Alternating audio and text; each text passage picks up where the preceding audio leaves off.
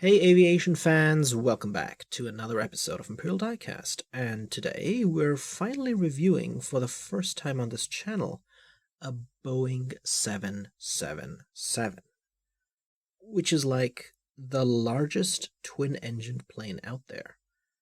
And this is the variant with the shortest fuselage length, the Dash 200.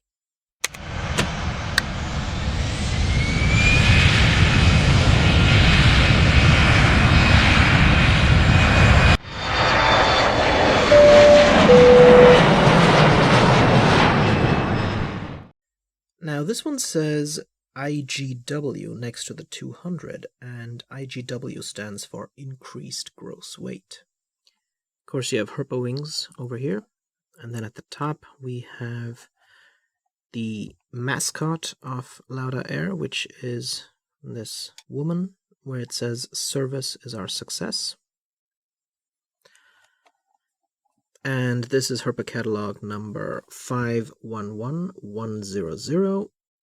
And then at the back we have a few dimensions: wingspan of 60.93 meters, a length of 63.73 meters, and a height of 18.5 meters. So let's get to unboxing this. So I got this plane for €10 from a store called mw-moba.de, and considering that new generation 777s sell for, no pun intended, triple the price, let's see what this old generation 1/500 scale 777 has to offer.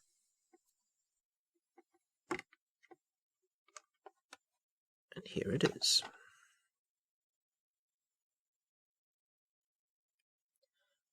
Imagine being so talented and successful in life that you not only become a 3-time Formula One world champion, but an airline pilot on top of that, and even a successful businessman who founds an airline.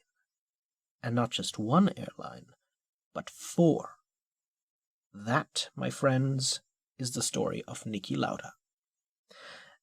And this was the most iconic of his airlines. I know what you're thinking. You're thinking, airline ke liye ye kaisa ajeeb naam hai? But he just named the airline after his family name. And he was an Austrian, not an Indian. And this is the largest plane that he owned in his fleet, a Boeing 777. Fun fact, as of the making of this video, this plane is 25 years old and still in service. It rolled off the production line in 1997 and was operated by Lauda Air for the next 8 years and named Pablo Picasso, until it came into the possession of the national carrier, Austrian Airlines, in 2005, after which it was renamed to Sound of Music. So we'll start off our review, as always, at the port side of the aircraft, at the L1 door. And you can see that Herpa did add a few details to the door, a couple of horizontal lines that are probably supposed to represent levers or something. And then underneath, you can see that it says in extremely tiny script, Boeing 777-200, the aircraft type specification. Up here we have the airline logo in the red letters with a gold trim. Of course, you can see the window line here. Here's the mascot, and you can even see that it says service is our success. It's very nicely printed, I think. And as we follow the window line all the way to the back, you can see that this plane does come with registration, Oscar Echo Lima Papa Alpha, and the Austrian flag is right next to it.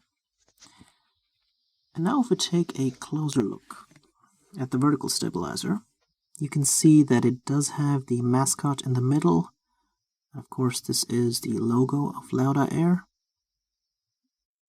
Lauda Air had a subsidiary in Italy called Lauda SPA, and their planes had a slightly different livery in that this first red stripe was painted in dark green, so that together with the white stripe in the middle and the red on the right side, it would form the flag of Italy instead of resembling the Austrian one. And if we take a closer look at the horizontal stabilizers, there's not much detail except a little ridge for the elevators. And now let's check out the wings of the 777-200. And they look pretty okay. I mean, you have the extra bit of silver paint to sort of give them a two-tone look. We've got the flaps, the slats, the air brakes, ailerons, all of them are molded in pretty nicely despite being painted over. They have some depth, and that's about it. And taking a closer look at the engine pods, you can see that it actually says something on them. Probably Lauda. And these are colored dark gray, and of course they have the silver leading edges, and the fan blade detailing is also done pretty nicely. These are supposed to be General Electric GE90s, of course. So they look pretty good. And taking a look at the front of the aircraft, the cockpit windows do not have any silver frames or window wipers, but they look pretty alright for an old generation Herpa, and this is pretty much all the details you need. So, what else is there to say about this aircraft? It does have the old clunky landing gear, but being a bigger model, like a 777, that doesn't really matter as much. And taking a look at the bottom of the plane, you can see that Herpa did put some really nice detailing for the underwing in the form of these holes, or whatever you want to call them. Not sure what they're called. Trailing edge fairings look pretty good. And then, of course, you have the landing gear and Herpa written in the middle. Now here's a comparison between the 777 and the previous and first twin-engine widebody that Boeing had produced, the 767.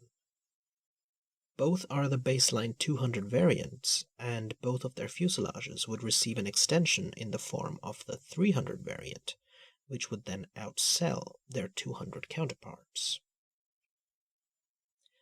It is worth mentioning that the successor of the 767 is in fact the 787 and not the 777, which is rather meant to be a more efficient version of the 747 due to only requiring 2 engines instead of 4, and being almost able to carry the same amount of passengers. One final thing worth mentioning is that Herpa also made a 1/400 scale version of the Lauda Air 777-200. However, it doesn't actually have a whole lot of additional details as you might expect when upgrading to 1/400. I mean, you get beacon lights, cockpit window frames, wipers, and a Star Alliance logo. But other than that, even the landing gear doesn't look a whole lot better, and instead it looks like they just colored in a gray circle onto the sides. And that does it for my review of the 1/500 scale Boeing 777-200 in the Lauda Air livery. If you're interested in more battle gray liveries, perhaps you want to check out my review of the Boeing 747-400 by United Airlines. Or perhaps you're interested in some other planes. Check them out here. As always, take care, have a wonderful day, and this is Imperial Diecast, signing out.